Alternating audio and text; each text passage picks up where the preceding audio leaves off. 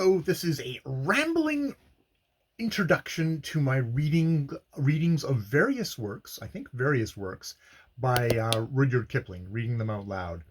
Rudyard Kipling, born in 1865, died in 1936, a English journalist, novelist, poet, and short story writer, definitely prominent in all those fields, born in British India, which inspired much of his work. Best known for The Jungle Book, Just So Stories, Kim, Captains Courageous, If, Gunga Din, Mandalay, The White Man's Burden. He won the Nobel Prize in Literature in 1907. He was the first English language writer to actually win the Nobel Prize. He was at the time, at 41, the youngest of them. And he was a major writer of the time. He was considered like one of the most popular writers of the time. That is no longer the case. I think if you kind of buttonholed anyone nowadays, it would probably primarily be for his Jungle Book stories that were obviously made into Disney movies that he is best known for. I think if you went in to kind of the university set, I have a feeling it's probably The White Man's Burden, which was written on the written and used as a poem about the Philippine-American War of 1899 to 1902 that exhorts the United States to assume colonial control of the Filipino people and their country. It was originally written to celebrate the Diamond Jubilee of Queen Victoria. The jingoistic poem was replaced with a somber recessional, also a Kipling poem about empire. So this is a poet of the empire, and somebody who was not against, was very much for, like, he intervened politically in the American-Philippine War. He intervened politically in various things, in Canadian politics, as well as various other things, where he was very much on the side of, like, he was anti-Irish independence, anti-home rule, basically saying the Irish, if you think he's racist just on for brown people, no, he's also racist for Irish people. Someone whose views very most definitely have fallen into the minority, I think minority position nowadays, at least the public one. People are not super positive, super urging, especially the white Western powers, if they're so-called, if they're even that anymore, but we're certainly at the time, where to assume control of the lesser races. There's all that.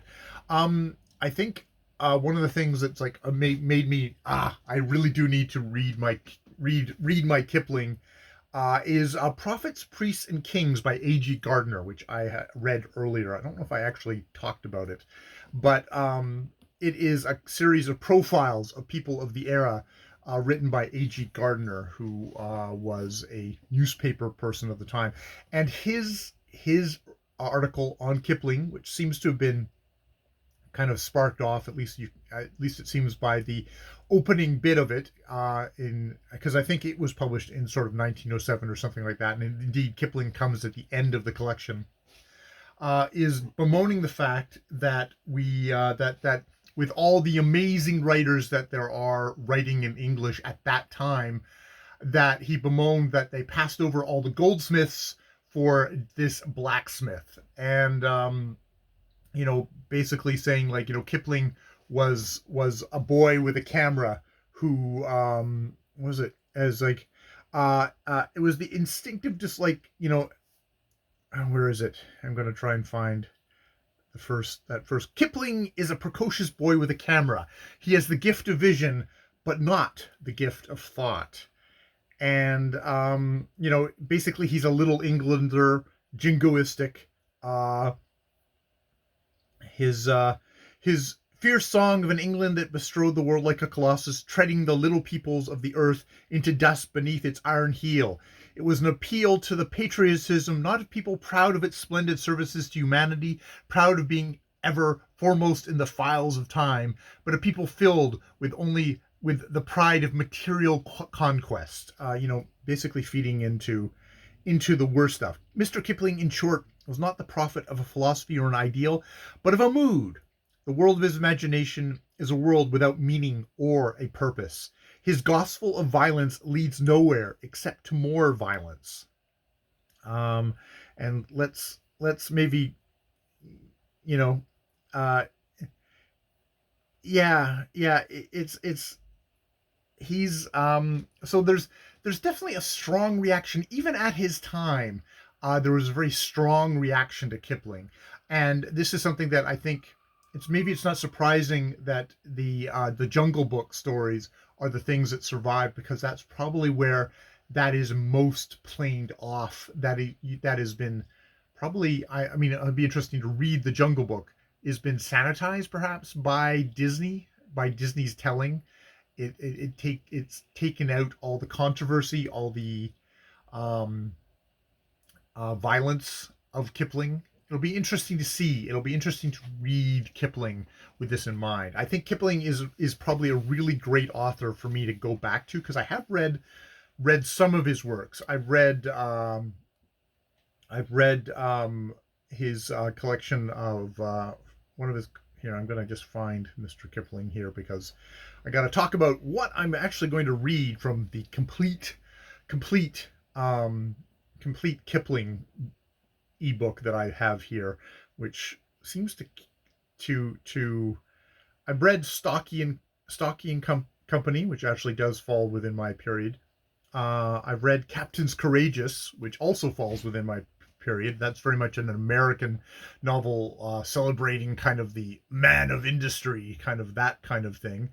I have read Plain Tales from the Hills, his first collection of stories, which are very much set in India, which falls outside of my thing. He banged out, oh my God, like in 1888, he banged out one Plain Tales from the Hills, 1, 2, 3, 4, 5, 6, 7 collections of short stories, until we then get to Life's Handicap in 1891, which I think might be my first place to start with reading his stories out loud, short stories out loud. And I can go from that. He is really heavy in the short stories in the thing, because it's like Life's Handicap, Many Inventions, the Jungle Book, the second Jungle Book, The Day's Work, Stocky and Co., Just So Stories, Traffic and Discoveries, Puck of Pook Hill, Actions and Reactions, Abaft the Funnel, Rewards and Fairies. And then there's actually a big gap where we finally get, which is 1917, which is post World War One. So that's an interesting gap right there. But yeah, that is a lot of short stories that I could possibly would be ideal for me reading out loud. I know Kipling uses a lot of not slang. What do you call it when someone's like they're using lingo, not lingo. God damn it. When you're duplicating someone's speech phonetically. God damn it, I can't remember what that is right now. I better find out for when I'm discussing things. So there's that. Interestingly enough, all his novels all fit within my period. The Light That Failed, Na La Kua, Captain's Courageous, and Kim. Kim being, I think, the one that he is probably most known for in his novels now. Captain's Courageous was well written. It was definitely the power of a man of industry kind of was very much in that book. There was that kind of we're at the time of robber barons, and this is very much a celebration of robber barondom. So it's going to be interesting to read Kipling, try and educate myself about Kipling at the same time. I started looking at The Strange Ride of Rudyard Kipling by Angus Wilson. Make sure I get the name right, Angus Wilson. And it was like, oh shit, he's immediately referencing all these short stories, all these works by Kipling. It's like, oh, maybe I should go back and actually get myself up to speed, at least in my era of Kipling, and get that together. But even if he is somebody who is very much not read today, um, that people have a visceral reaction to him, which I can quite understand.